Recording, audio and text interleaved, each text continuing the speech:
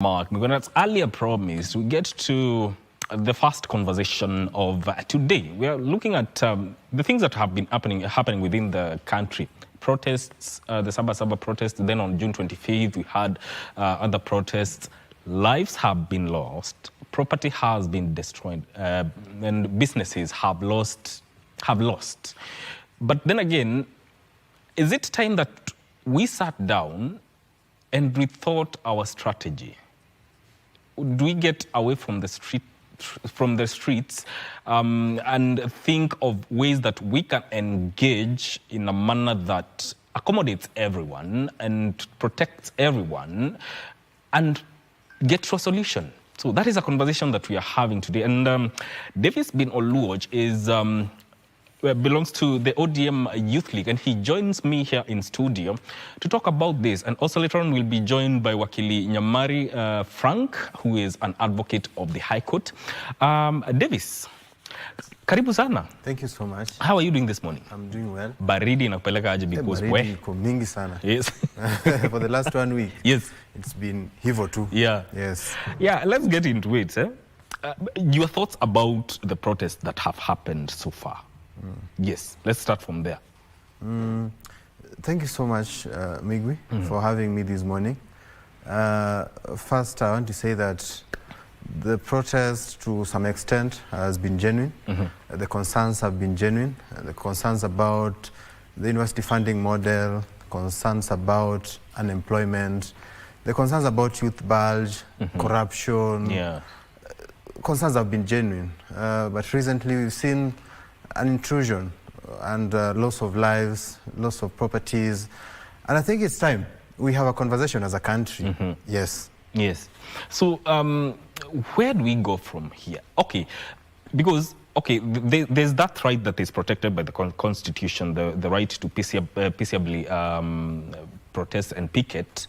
But then again, if we are to rethink about what we are doing, what is the best strategy to engage the government in as far as the issues raised? Yes, they are genuine, but then again, what should be the rules of engagement going forward? Maybe I think it's a constitutional moment, and this is a moment like no other, because I think it goes down to maybe 1963, when the people went on the streets, the Mau Mau were on the bushes, and people said no to colonialism. And people sat down and people had a conversation. People went to Lancaster, some went to London, and then in the long run, the Union Jack was lowered and the Kenyan flag was raised. And we saw in 1992 there were constitutional reforms and the multi-partyism was brought. We saw in 2010 there was the new constitution. People again sat down.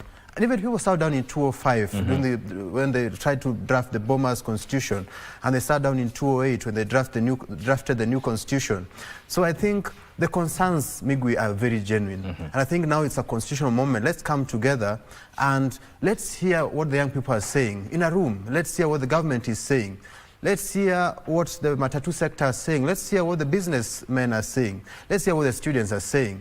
Let's put them in a conclave. I think that's what my party leader is saying. And my party leader is not saying that out of nowhere. Actually, it was our proposals as the young people of the party. We took the proposals to the party leader, and we told him that now this is over the board, and now we need to have a conversation as a country. Migi, what I want to add is that maybe we'll need a neutral person to moderate. What we can now discuss here is who is going to host this conversation. Must be a neutral person. The government must come with a goodwill and a genuine concern that they actually want to listen to people. And likewise to the opposition, even the young people. Like, it is now, egos must now be dropped, because now it's the government's ego is high, the young people's egos are high, so we must find a neutral ground. Yes. Because you've mentioned something very important, because we have it seems like the young people have this hard stance, and then the government in its response looks like it's also having a hard stance. So how do you mellow these two and get them to sit down? That's what I started with. And I said that first, we must all be genuine. The young people must be genuine, and the government must be genuine. And then we must find a neutral ground. This conversation is not going to be held in a one-sided leaning, like let's say State House. Yeah. State House is home ground to the government. And the young people can also not say that they want to have this in a university setup. Yeah. So first, we must have a neutral ground. Second, we must have a neutral host or a moderator. Maybe we can have the media houses combining their forces to come as moderators. Maybe you can have Center for Multi-Party Democracy. Maybe you can have international partners or foreign, like in 2007, we had a truce here, and Kofi Annan helped us, and Benjamin Mkapa and Jakaya Mrisho Kikwete, they came, and Condoleezza Rice at some point. So we need someone who has no vested interest to be our moderator. And I think with that, we will come up with a very good team and very good deliberations. All right. Yes. Let's take a very short break. We'll be right back to continue with this conversation. Keep it Channel 1.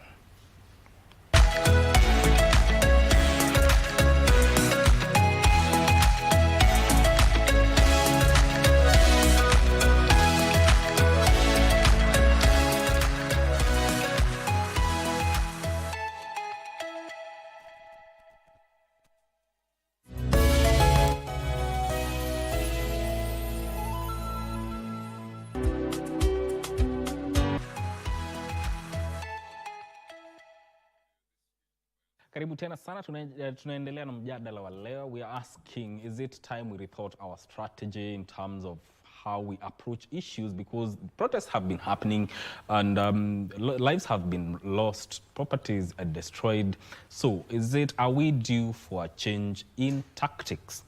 Wakili Frank Nyamari joins us here on Good Morning Kenya to contribute to this important topic. Karibu sana Wakili. Thank you. How are you doing? I'm well. Yes. Maybe you. Mi niko salama, baridi tunapambana nayo vizuri sana. Yeah. But then again, I want to get your feeling. What do you think of the events that have happened? Yeah, that as a country we have to undergone. And we must also appreciate the fact that protests are part of what the Constitution grants Kenyans in terms of Article 37, I think.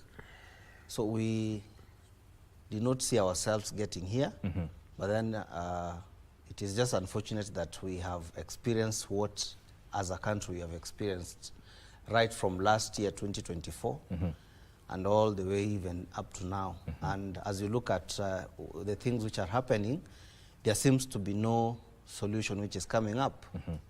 And so on that basis, we find ourselves in very, very unfamiliar times where we need to rethink our strategies and also see to it that how can we as a nation together solve our issues and be able to see progressive developments. Yes. Yes. And indeed, also, do you think that in as far as the people have this quest for better governance, dealing with corruption, matters to do with economy, have we taken a hard stance that it's cast on stone, things have to change now? We must recognize that there's some things which have been there historically. Things like corruption. It has been a tall order to this country for leaders to fight corruption. You must always find some dint of corruption in any government department, and that's so unfortunate. And the leaders that have been elected, especially this 11th house, they have showcased a lot of, let me say, intolerance and also arrogance. And to that extent, many Kenyans, a majority of Kenyans, especially the young people, have felt frustrated. And then the government has gone ahead and made promises which it has not been able to fulfill. And so there are so many things that make the livelihoods of simple Kenyans difficult. And it's a time that Kenyans have stood up, since last year to come and say no to these things. It is very, very important that we all look at ourselves as a people and embrace our values as that which is in the Constitution, and be able to come up with a nation which is purely transformed out of those ills, so that we can be able to realize progressive developments, improve the livelihoods of common persons, and be able to move the country forward. Yes. You know, I was talking to Davis here, and he did say that if we are to bring the people and the government together, we need a neutral ground or a neutral person to mediate this. Is that possible? And from your perspective, do you think mediation will help in dealing with these issues? The question will be, who is this person who is coming to mediate? Because from last year, from 2022 to be precise, we have seen the person who will have mediated, that is the church, being able to join hands with the state. And the results are outrightly clear that the church has lost its credibility because it allowed itself to be used by the state to be able to propagate some of these ills that are happening here today. And so we are asking ourselves, who is this person who is coming to mediate between the youths and the government? Who is this one person who is going to do that? But then we must also realize that our institutions have been compromised a lot. Our parliament has been compromised. The executive is compromised, you know. And looking at what the Constitution has given us in terms of separation of powers and performance of their respective functions, it is something that has been lost totally, completely. So the best way out is to restructure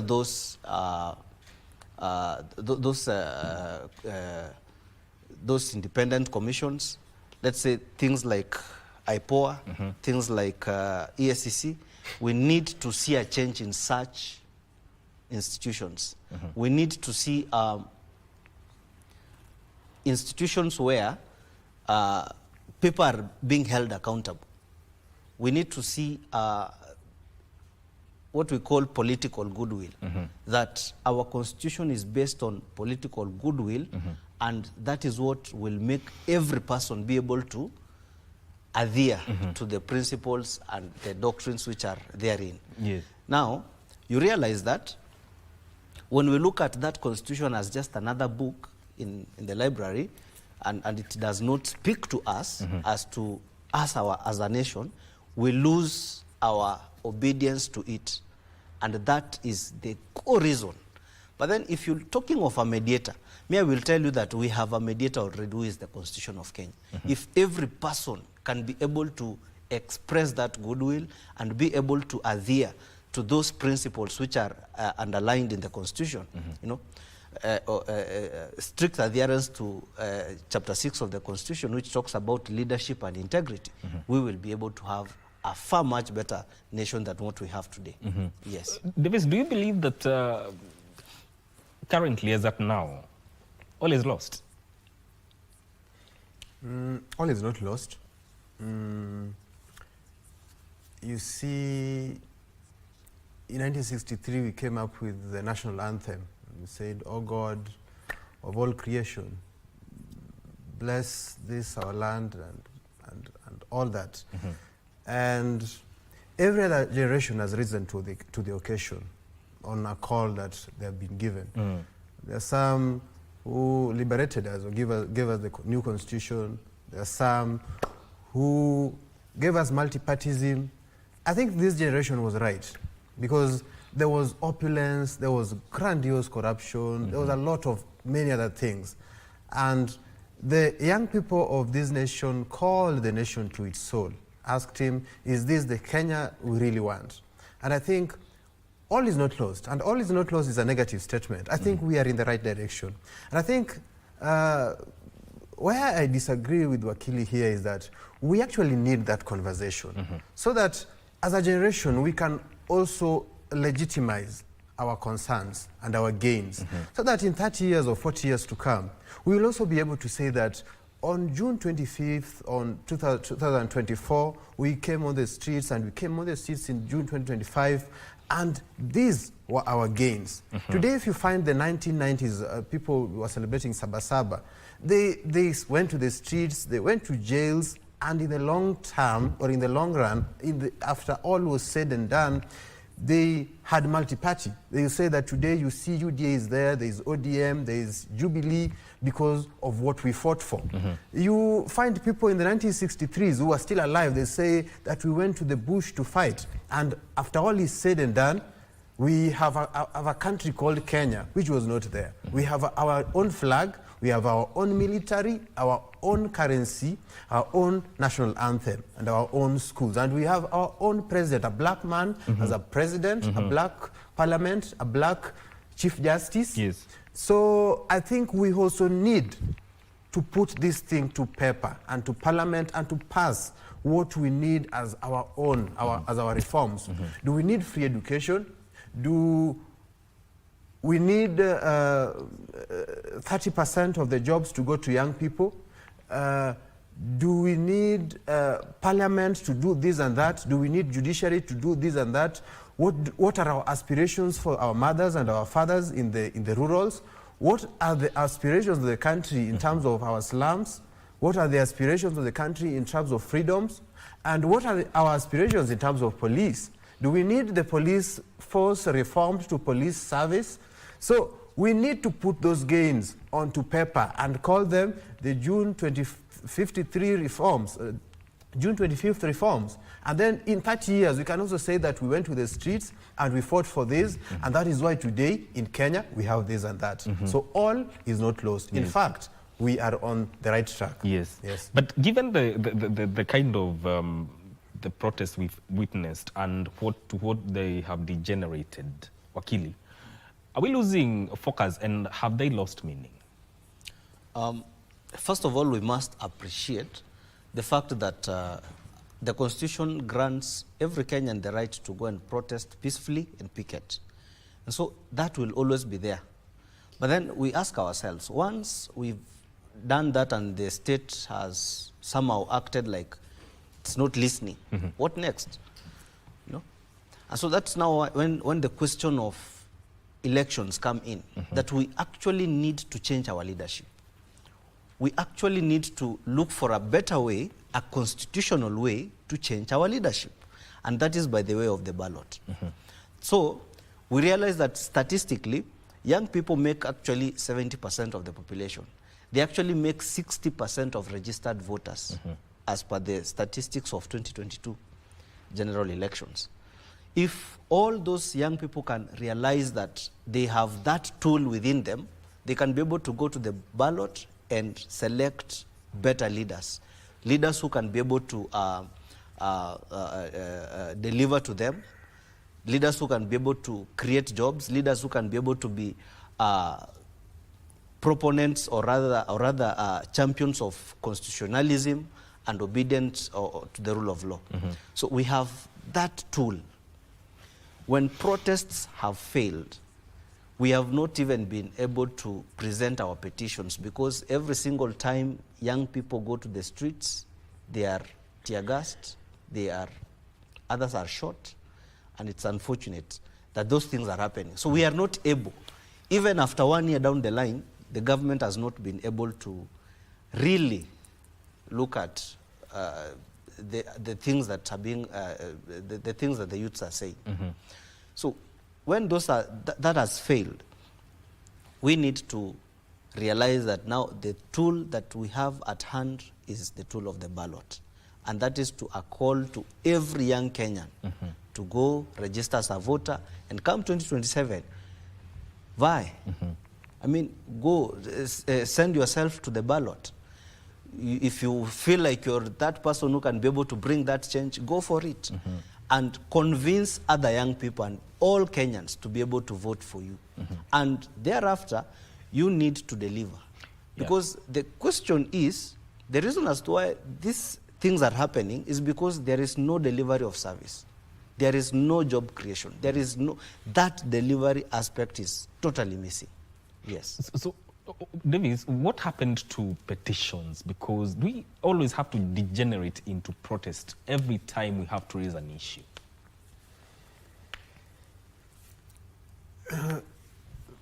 Most of the time, people in power, they hear the protest language more than boycotts, and of course boycott is also a form of protest. But the street protest is what world over talk about the Martin Luther King Jr. and the March on Washington, talk about the Malcolm X's, talk about Mahatma Gandhi and the Salt March, talk about Nelson Mandela. So protest has always been the form that very many people in power here, even people who lead institutions like universities and high schools, that time when you now go to the streets is the time when they actually tend to listen. But what I've always loved is that after the protests emerge people who say that now it's time to converse. And actually that is deeply what I feel, that we've got there as a country. Because after all is said and done, Migwi, we are all Kenyans. President William Ruto is Kenyan. Prime Minister Raila Odinga is Kenyan. Boniface Mwangi is Kenyan. Martha Karua is Kenyan. Honorable Rigathi Gachagua is a Kenyan. I am a Kenyan. All these generations are Kenyans. The old have the experience. The young have the energy. What can we do together as a country? And what are our issues as young people? What are the issues of not so young people? What are the issues of the aged? What are the issues of the people in power? What are the issues of the teachers? What are the issues of the Matatu riders? It's time we converse as a country. And maybe I know that there are people who are opposed to what the former Prime Minister, my party leader, the Right Honorable Raila Odinga suggested, that actually we need an intergenerational conclave, a conversations of generations. And in the concept, and Migwi, I happen to be part of a team that developed the concept. Part of the concept is that it is not only intergenerational, that we have millennials and Gen X and Gen Zs. We will also have groups that have different petitions and aspirations. We will have the border. But if you do your research, they have like 3 million people in the border sector. Yeah. What are their issues? We have the farmers. What are their issues? We have the students. What are their issues? And we even tend to add these, the Gen Alphas, the people in high schools and primary school. What are their issues? So that we come up with the resolutions, even 14 points agenda, and we say that now going forward, these is what we want to tackle.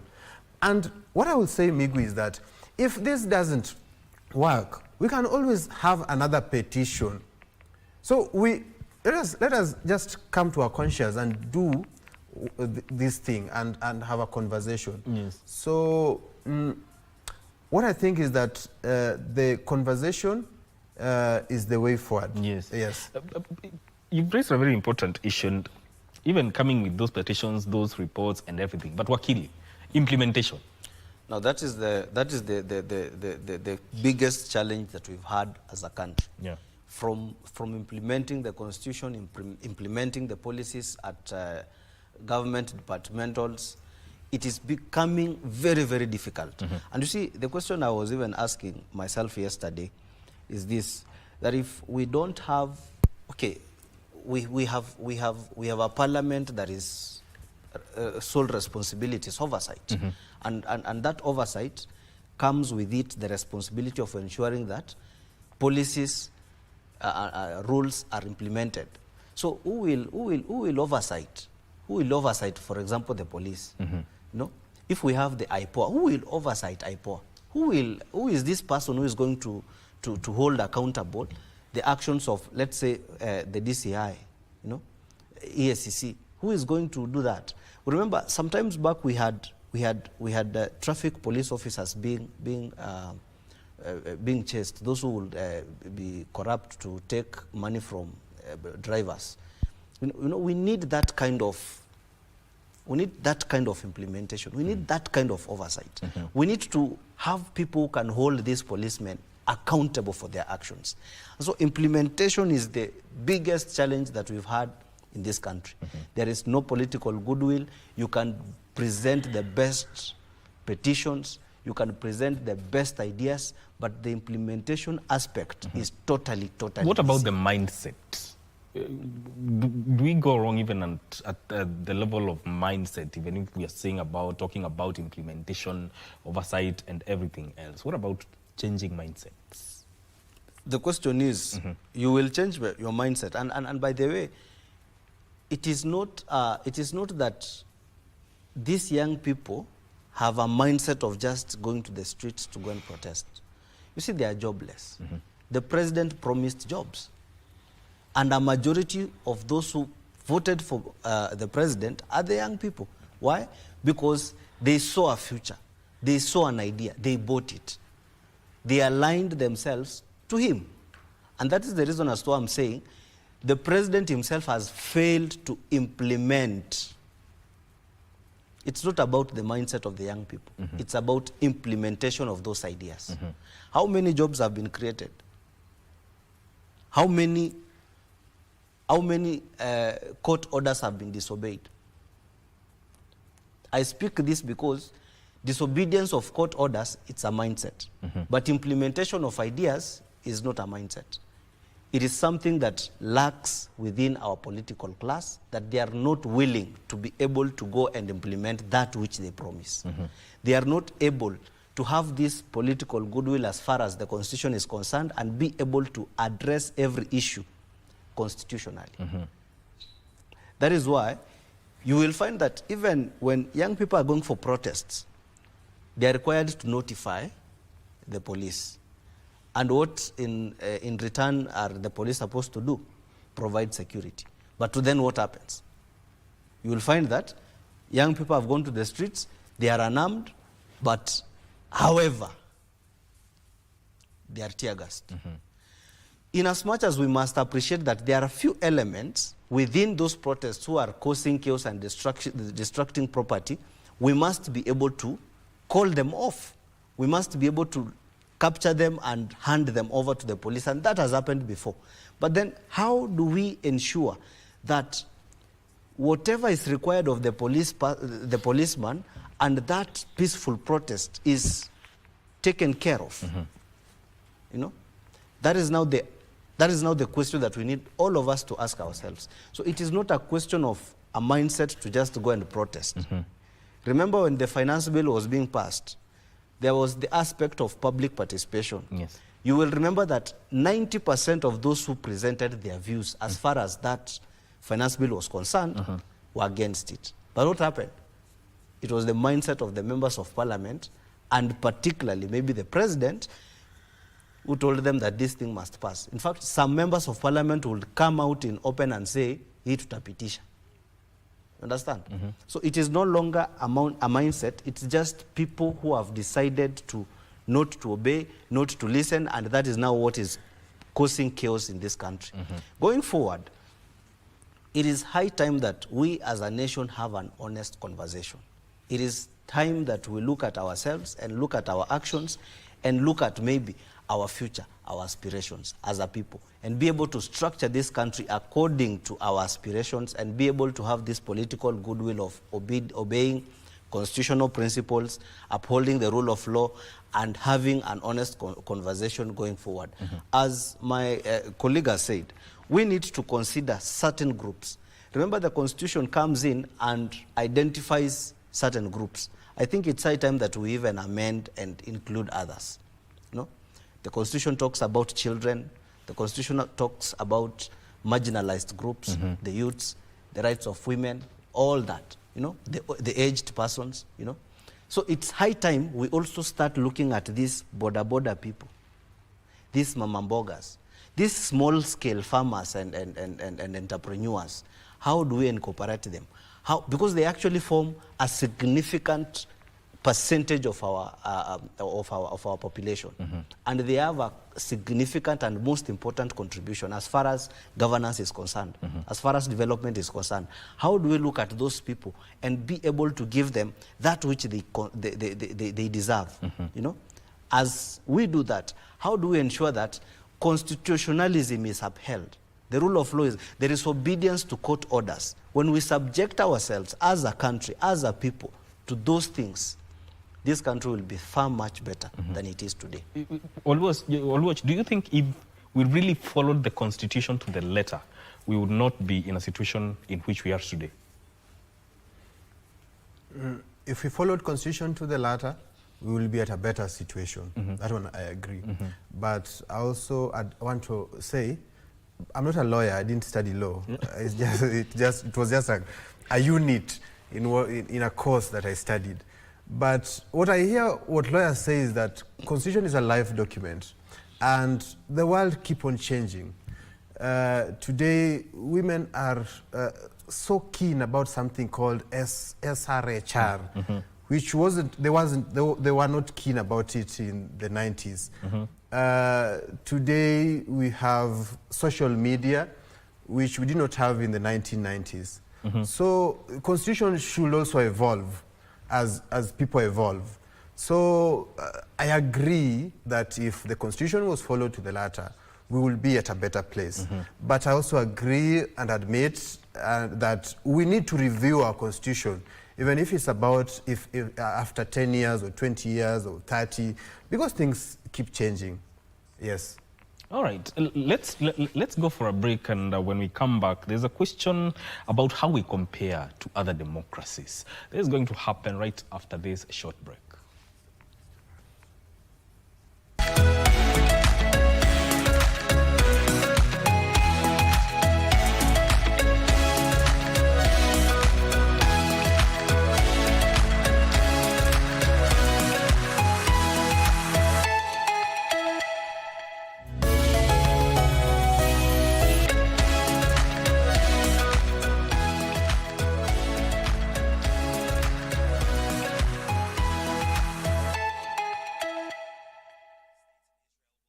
If you're just joining us, this is Good Morning Kenya's Entertainment Thursday. The segment is Future Voices, where the future leaders or young people get to contribute or to put forward their voice to contribute to the future and growth of this country. We are talking about the things that are happening within the country.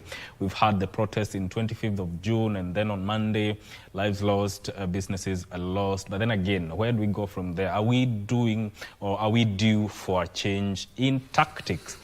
Wakili, I want to engage you on this. Since 1963, the lowering of Union Jack and everything else, we became independent. And so far, how would you say we compare with other democracies, especially in what is commonly referred to as first world countries? Yeah, as a country, we have experienced tremendous growth in the space of democracy. I was not born when people were fighting for multi-party democracy, but then I read the books of history. And I can compare this to our neighbors. Let's say, for example, Tanzania. We also compare with Uganda, Rwanda, Ethiopia, Somalia, Sudan, and all that. We realize that here in Kenya we have had a very, very good and critical democratic space that we can be able to speak. We can be able to even come to TV stations as such and be able to speak. That is democracy. That is what Kenyans have earned. That is what the Constitution has granted everyone, to be able to speak freely, express themselves freely, engage with our leaders, unlike Uganda. In fact, for those people who are like 30 years, you will remember that Uganda has had a president for all those 30 years. And so many other things. You see people going to the elections and the opposition leaders are beaten. Sometimes they are locked in their houses. They're put under house arrest. Same case maybe happens with Rwanda and so many other nations. But in our country, since independence, we have grown, we have made very, very important steps as far as our democracy is concerned. We have come up with a very progressive constitution which has recognized that people need to express themselves. It has given them the structures they need to be able to grow politically. It has spoken about our economic affairs and our social affairs. It has created and given people an array of things that they can do in terms of property ownership. We look at land laws and all that. So the Constitution of Kenya has been very, very progressive, giving every Kenyan the right to be able to do whatever they want, but in a constitutional way. Yes. That is why we are able to, today, you can be able to go and actually buy land. A foreigner can come and buy land, you know, you can register your own political party, you can be able to do a myriad of things within the constitution, and that is democracy. So we have given, looking at our neighbors, I can say that we have done so well when it comes to democracy, and this is a good space. And I was speaking to a friend last week, yes, that it is time that we go a niche higher, because the cry is there as far as our democracy is concerned. There is this generational cry that things need to be better. I think we've been in this state for quite some time. We now need to make that step and go a niche higher, so that we can be able to realize what all these framers of the Constitution were aspiring to for us to have. Yes. Davis, what do you think, and how do we compare with other democracies, especially in developed countries? And also, are there lessons that we can learn from them? What I can say is that, if you call developed countries, we are not doing well. But as Wakili Frank says, that there is progress. That's what he's saying. And what he didn't add is that that progress has always been fought for. There are people who've always been there to fight for that progress. Yeah. And that's why Miguel will admit and confess, yes, I hope NIS is not listening to me, that I have been on the streets. Yes. I was on the streets on the June of 24th. In the year 2024, I was there in June 25th. In the year 2025, I was there on the Sabasaba, on the streets, because I believe that people, for us to get where we are, so that Frank will say that we are above Tanzania and above Uganda and above very many other countries in Africa, there have been people who've always been there for the country and for the soul of the nation. Yes. So what I can say is that there is progress, but we are doing badly. So in the last 1 year, we've not been doing well, and there is a return to things that we had long fought for. And that's why it was so distasteful when I heard that the Nairobi woman representative went to the parliament to propose a bill that the protests to be limited, where these are the things. And see, I was very embarrassed on her behalf, because I'm a member of the ODM party and she's also a member. And she was there saying that now we have to curtail this protest because of blah, blah, blah. And in a minute or two, we are going back to the streets as ODM party, in maybe next year or next year but one, because we were founded on liberalism. And if liberalism is being curtailed, then the party will at one point say that we go back to the streets. So those same rules will hurt us as a party, will hurt its members, will hurt this country. So that was so distasteful. But what I will say is that maybe we are doing badly compared to developed countries. I've seen demonstrations in Germany, seen demonstrations in the America, I've seen demonstrations world over in developed countries. They're doing well. The police protects them, and there's no looting, and there's no property, and there's no abductions, and there are no extrajudicial killings. So in terms of that, we're doing very poorly. But we've gained some ground. That's why I can come on TV and is given a very good example of myriad of issues you can do in this country. You can form your own political party. Today, the former deputy president has traveled outside the country, cannot be a case in very many other countries. Even while we were in the opposition, or while we were opposing government so hard that time, we will still hire KCC and do our events. We will still go there and do this and do that. So we've gained some ground. That one I must admit. Yes. But progress is not enough. Yes. We must do a little bit. Yes. In as much as we are expressing ourselves as a country, there's this aspect of investor confidence, because whatever happens, especially when it comes to protests and what they degenerate to, does that really, this kind of an environment right now, does it really inspire investor confidence, Wakili? For any person to be able to set up a business, first of all, there has to be the security aspect of that business. And for us to be able to then lure investors to come to our country, we must ensure that there is some degree of peace and tranquility within our nation. This can only be realized when there is that political goodwill to obey court orders, to be able to uphold the rule of law, to be able to express some degree of tolerance within ourselves and be able to restrain ourselves and be able to act within constitutional means to be able to present our issues without going to destroy the property. Even if we have to protest, then we have to protest in a constitutional way. Yes. And even the police, when they have to now protect the property, they have to do it in a constitutional way.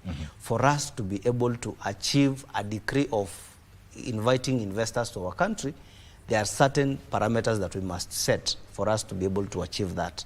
One is peaceful coexistence. Two is the security. Three is as the government created this enabling environment for businesses to thrive. Yeah. You know, when you're talking about overtaxation, you know, when you're increasing taxes on very rare commodities, and you're making the process of setting up industries within our country difficult or very long, does that encourage investors to come to our country? It doesn't. So for us to be able to look at this investor who is somewhere in UK or China who wants to come to this country, there are certain things that we must do. First of all, we must ensure that our taxation laws are good and they are followed and they are favorable. Two, our security systems are working. The forces, or rather the personnel with the responsibility to protect people and property are doing it within constitutional means. All that couples up to an environment where an investor can come and be able to invest without this fear that the business will be destroyed and all that. So in terms of inviting investors, let us be able to look first of all at ourselves and be able to see, are we able to do our things, our businesses within the constitution, so that we are able to achieve that confidence that we can present to other investors to come to this country and invest. When we do that, things will be good. Davis, unajua, the young people have been saying they are leaderless, tribeless and everything. But when it comes to leadership, and we are talking about that getting onto the conversation to the table, what are the dangers of, especially when it comes to having being leaderless and still you want to have that conversation with the government? What I'll say, Migwi, is that leaderless, tribeless, partyless was a tactic which was used then. And I agreed with the tactic then because they said that if they had leaders at that time, the government will maybe bribe the leaders or abduct the leaders, and then the movement will die. So to that extent, I agree.